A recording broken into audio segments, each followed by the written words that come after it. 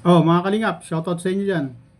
Kay Kuya Bal, founder ng Kalingap. Kay Ate Edna, kay Kalingap Rab, kay Jack Matubang.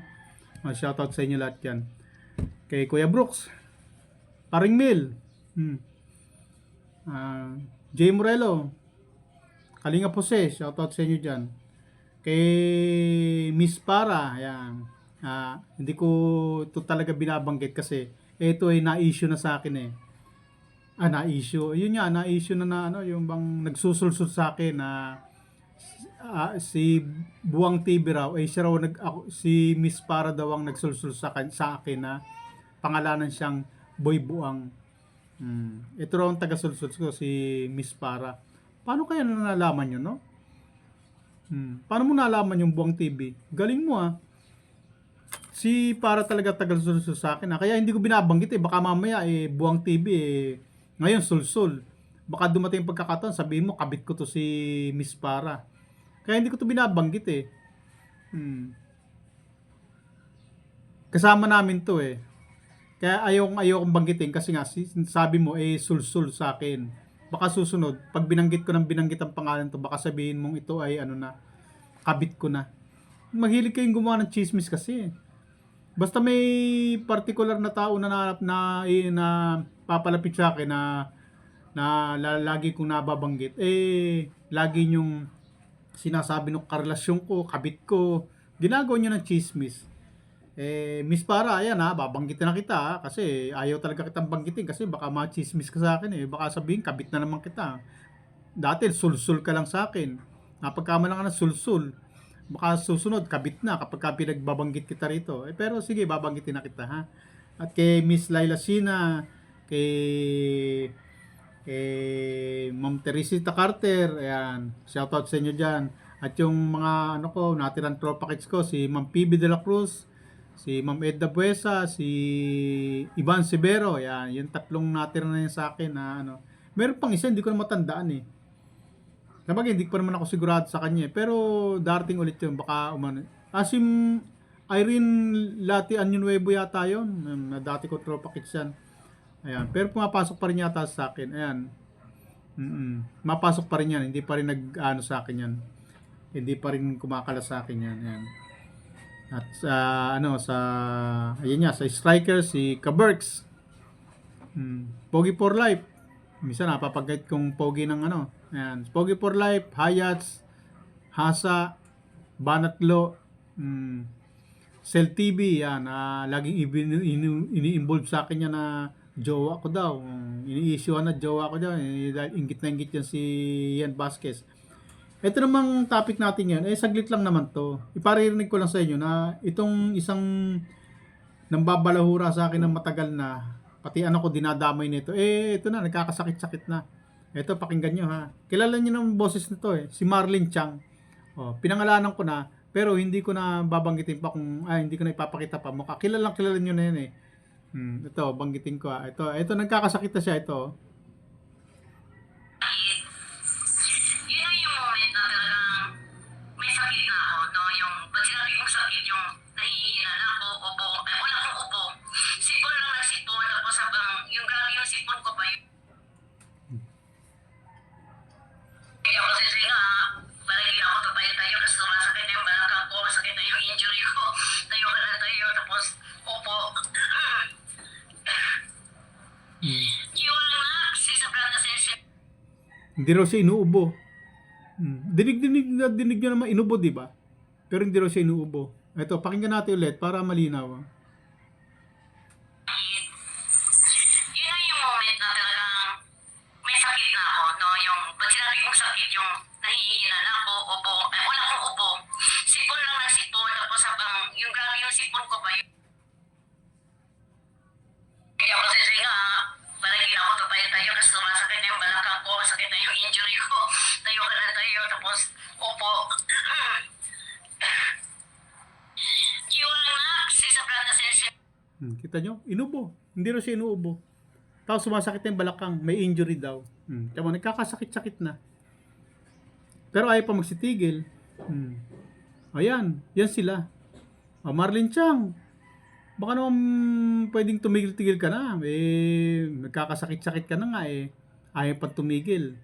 O, baka naman ngayon eh, laylo-laylo. Huwag masyadong hinay-hinay sa inom, ha? Medyo napapalakas ang inom natin eh. Lagi tayong lasing kapag ka naka-live, ha? Huwag masyado. Hinay-hinay lang at nagkakasakit ka na. May injury ka na nga kamo sa balakang, di ba? Nahihirapan ka ng tumayo. Tapos may ubo-sipon ka pa. Pinagtatakpan pa yung ubo. Eh, napaubo ka nga. Huwag tayong maglihim pag may sakit. Ako, pag may sakit ako, hindi ko nililihim yan. Ito nga, may singaw ako. Nilalantad ko pa sa mundo. Hindi ko na kinahiya. Tao tayo, natural tayo magkakasakit.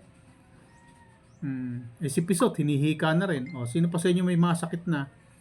Magstigil na kayo, magsipagbago na kayo. Tigilan nyo yung mga paninira nyo, ha? Alalay lang, alalay lang. Sabi nga eh, huwag masyadong magmamadali at baka kayo ay madali, ha? Tandaan nyo, huwag masyadong magmadali at baka kayo ay madali. Alam mo yung ibig ko sabihin? Mamadali ang buhay ninyo. Kaya huwag masyado, alalay lang. Huwag masyadong magmamadali. Yan ang kasabihan ng pinsan ko, yun ang sinasabi sa akin ng pinsan ko. Ha? Huwag kayong magmamadali at baka kayo ay madali. Ha? Sabi niya yan. May pinsan ko si Kuya Vic, magaling yun. Magaling na tao yun si Kuya Vic. Pinsang buo ko yun. Mama niya at mama ko magkapatid. Kaya magkaiba kami ng apelyido. Pero yung mama namin, hindi. Tatay pala niya. Tatay niya at saka mama ko magkapatid. Kaya pinsang buo ko. Kaya lang magkaiba kami ng apelyido. Kasi na papa niya at mama ko yung magkapatid. Yun. Naintindihan niyo na, ha? Kayo, Marlin Chang, hinay-hinay lang. Dahan-dahan. Huwag kayong masyado magmadali. At baka kayo ay madali, ha? Mapadali yung buhay nyo. Huwag masyado. Alalay lang. Kita nyo ako, relax na relax. Ewan ko, baka, malay natin. Hindi naman natin hawak ang buhay natin, eh. Pero, ang sabi nga, eh, huwag masyado magmadali. Para hindi tayo madali, ha? Yun lang. At, narinig nyo na, ha? Ulitin natin yung sakit niya, ha? Hindi naman grabe yung sakit niya. Pakinggan nyo ulit, ha? Para makilala nyo mabuti kung sino yung Marlin Chang na yan na nagkakasakit na. Yun ang yung moment na talagang may sakit na ako, no? Yung, pag sinabi kong sakit, yung nahihina na ako, ubo, wala akong ubo. Sipon lang ng sipon, tapos habang, yung grabe yung sipon ko ba, yung kaya ako sa nga, parang hindi na ako tayo kasi sumasakit na yung balakang ko, sakit na yung injury ko, tayo ka na tayo, tapos upo. Yung anak, si Sabrina Sensi. Pinagkakaila pa, huwag mo na pagkaila. May injury ka na. Paano, mga kalingap? Para ha, binanggit na kita kasi ayaw talaga kitang banggitin eh. Kasi napapagkamalan ka ng sulsul, sinusulsulan mo ko, eh baka susunod. Eh, di ba narinig mo naman yung kay Lolo Buwan, kay Buwan TV na masyado rin nagmamadali. Eh, baya mong sumikat muna para madali man siya, eh kahit pa paano sumikat. At saka hanga din ako kay Buwan TV na yan, kay Buwang TV.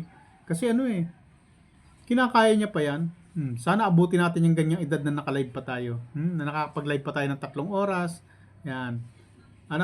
Buwang TV, saludo ako sa iyo. At napakagaling mo. Pero umabot ka ng ganyang edad.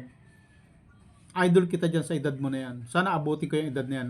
Kahit na ayaw mong aminin na sitentahin ka na pinipilit mong nasa senior ka na, pero nasa 60 ka pa lang. Eh, hanga pa rin ako sa iyo. At umabot ka ng 70, ha? 70 ka na. Kung hindi ka man 70, baka 69. Yan. Pwede na rin yun. Hanga ako dyan. Saludo ko sa iyo dyan sa pagiging 69 years old mo. At sana ako umabot din ng ganyan na 69. Eh, nakakapag live stream pa at nakakapanira pa, ha? At naging utusan pa ng mga bata, ha? Sana abutin ko yung ganyang edad mo na kung kailan ka tumanda, naging bugok ka pa at ngayon utusan ka pa ng mga naging aso ka pa ng mga batang sumisibol pa lamang sa social media, ha? Veterans ka na sa social media, naging utusan ka pa. 'Di ba? Buwang TV, kung kailan ka tumanda, tsaka ka naging bugok naging utusan ka ng mga ano, batang vloggers. Oh, babay na.